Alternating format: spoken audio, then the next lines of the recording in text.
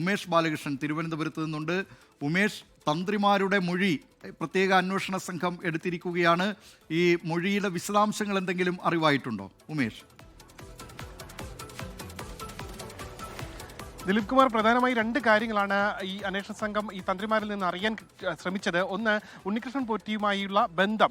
എന്തായാലും ഉണ്ണികൃഷ്ണൻ പോറ്റിയെ അറിയാമെന്നുള്ളത് കൃത്യമായി ഈ തന്ത്രിമാർ രണ്ടുപേരും SITക്ക് മുന്നിൽ സമ്മതിച്ചിട്ടുണ്ട്. രണ്ടാമത്തെ കാര്യം, ഇതുമായി ബന്ധപ്പെട്ട് സ്വർണ്ണപ്പാളി കൊണ്ടുപോകുന്നതിന് തന്ത്രിമാരുടെ അനുമതി വേണം. എങ്ങനെയാണ് ഈ അനുമതി നൽകുന്നതിലേക്ക് കാര്യങ്ങൾ എത്തിയത് എന്നുള്ള ചോദ്യമായിരുന്നു.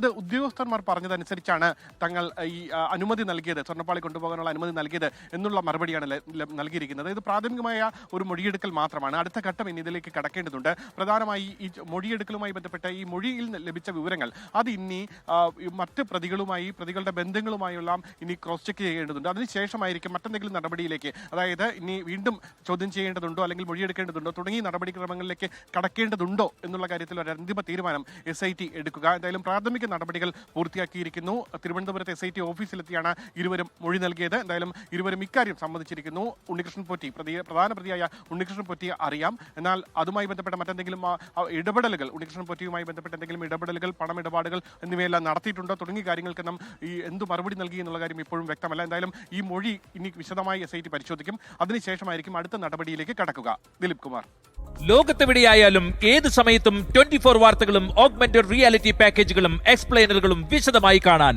ഞങ്ങളുടെ YouTube ചാനൽ നിങ്ങൾക്ക് സബ്സ്ക്രൈബ് ചെയ്യാം.